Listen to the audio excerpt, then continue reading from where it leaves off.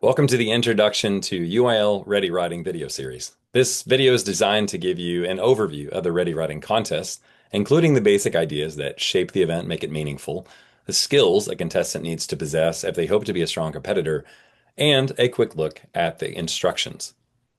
It's such a great contest. I've enjoyed watching my students throughout the years as they've grown through accepting the challenge of composing thoughtful essays about big, universal ideas and then having their writing measured against their similarly talented peers.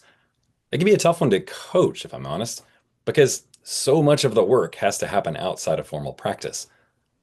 But for those who commit to it, writing has the potential to strengthen their thinking and confidence just as much as it does their writing. So I hope you'll continue to enjoy the experience of this contest this season. I hope you'll continue to believe in it and to enjoy mentoring your brilliant students as they face down the dreaded empty page, and eventually as they begin to produce works they can be proud of. Now, in this video, we're going to start with just a basic discussion of the questions. What is ready writing? What do we need to learn? Why does this even matter? And then finally, we'll look at actually how it works, some of the actual workings of the contest itself. So, to start off, what is ready writing? Well, let's take a look at the title of the contest itself. Simply put, it asks students to be ready to write. But what does it mean to be ready? The answer is twofold. Students should aim to possess a breadth and depth of knowledge as well as being practiced in the skills of composing. Ideally, students who participate meaningfully in their core curriculum will already be gaining these skills anyway. However, it does pay for those who wish to truly excel to develop their own habits and practices to help them build a deeper understanding of big universal topics that have long occupied the brightest minds of humanity. And of course, these competitors must build their writing muscle memory, perfecting the kinds of writing moves that make for powerful composition. As for the specific type of writing, this contest asks that students compose in the expository mode. In this mode, we develop our opinion through a rigorous discussion of a specific topic. Exposition, explains, proves, explores, informs, and while there's certainly a different purpose and set of expectations for persuasive writing, ready writers will often find that their work blurs the lines between the two. The bottom line is, students aim to craft a meaningful discussion that provides a unique perspective supported by insightful illustrations of their ideas. So how do we get ready? What do we need to learn? First, ready writers prepare by regular and thoughtful reading. There's just simply no shortcut to this step. There's no quick and simple method or study material that you can purchase that will replace a wide and intentional engagement with the kinds of input that inform us about ourselves and about our world. Students must develop and strengthen their habits here if they're going to be ready to write well, and more importantly, to live the life of an engaged and thoughtful citizen. Now, to get ready, student writers must practice developing strong rhetorical skills as well, including things like analytical thinking, the use of specific rhetorical devices, use of figurative language, all the elements of rhetoric that we can learn by closely reading those works that move us and those that we have continued to read across the ages. Students must also make time for practicing the more practical technical skills of writing. This means crafting sentences and paragraphs and seeking feedback on the smaller grammatical and usage skills that contribute to effective writing so that they can become second nature. But why does this really matter? It probably goes without saying that it's crucial that each of us develop an understanding of our role in the larger world, beginning at home and extending outward. Preparation for a contest like Ready Writing can help provide this.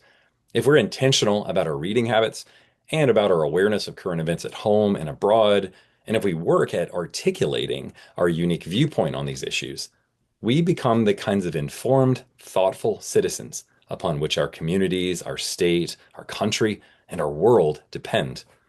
Indeed, writing itself is a means of discovery, a way to help us wrestle with those big ideas and form our beliefs.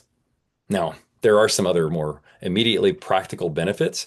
Of course, things like college level compositions, right? We're expected to write these at the undergrad and graduate levels, regardless of our field. So growing and refining these skills now not only make it easier to complete college coursework, but, and more importantly, it makes us better learners, more capable of wrestling with and processing, right? The kinds of complex material that we face at the higher level. Additionally, the constraints of a choice of prompts and a time limit in ready writing have a direct correlation to the kinds of high pressure, high stakes composition faced on competitive standardized tests like the SAT or ACT or the GRE and so on. Of course, if you make it to state, you're eligible for scholarships that are unavailable to you otherwise. Now, how does the contest actually work? Well, the Ready Writing Contest is a 2 hour competition. You're given a set of instructions and two prompts from which you're asked to choose one to use as a springboard for your thinking. Graders will use a rubric broken down as follows: interest of 60%, organization 30%, and correctness of style 10%. You'll notice the bulk of the evaluation centers on interest. That is, on things like your perceptivity of your ideas, originality, the quality of your examples, and the value of your title.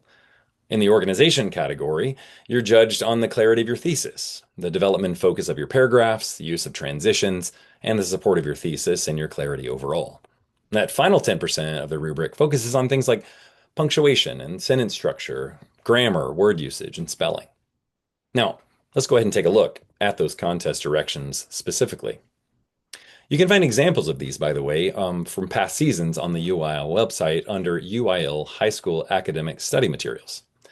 Note, first, in the top right, you'll see the level of the contest for which these instructions applied.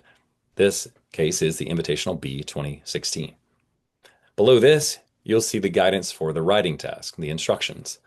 And below this is what I'll call the further instructions that discuss some of the rules regarding composing by hand or by computer.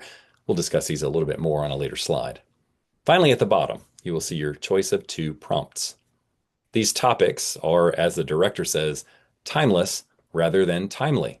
This means that the prompts are meant to be broadly applicable, not limited to a specialized audience or to the concerns of a specific time or place. They are, as the instructions above clarify, meant only as springboards, not something similar to test questions that you have to answer. Students must take their essay or may take their essay in a wide range of directions so long as the connection to the bigger ideas of the prompt is clear. Now, let's note as you move up competition levels, here we have the Region 2016, you'll see a prompt that may be somewhat longer. And then when you get to state, you will notice they get even longer. These might be full articles, they might be speeches, blog posts, maybe an excerpt from a longer work. These state level prompts, by the way, are also very good examples of great writing. So it pays for you to give them time throughout the year. Grab those state prompts and use these as models, as mentor texts for great writing, because there's much that we can learn from them about writing itself. Let's zoom in for a minute and take a look at those, what I call further instructions.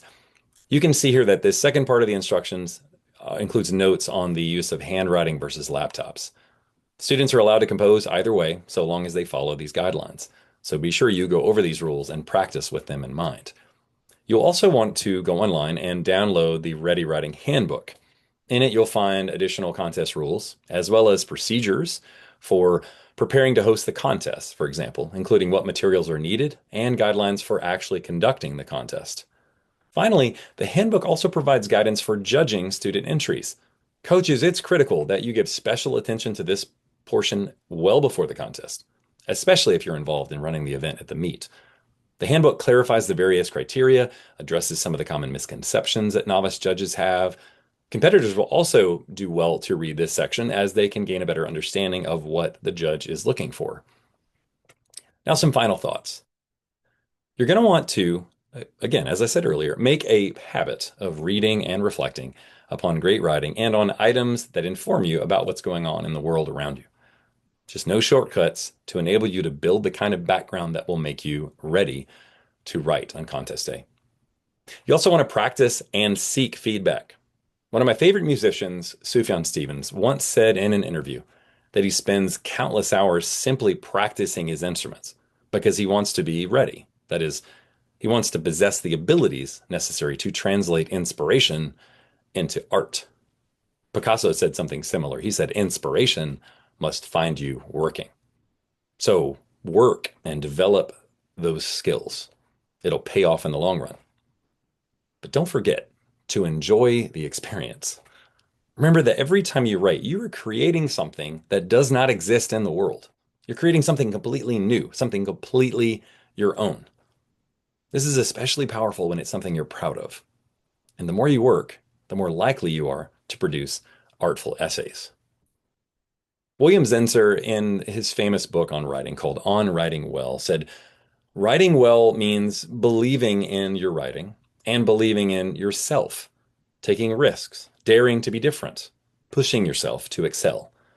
You will write only as well as you make yourself write. So, what are you waiting for? Thank you for watching. Thank you for participating in UIL Ready Writing. I'm confident that if you put in serious work to better yourself for this contest, you will not regret it. Have a great year, everybody.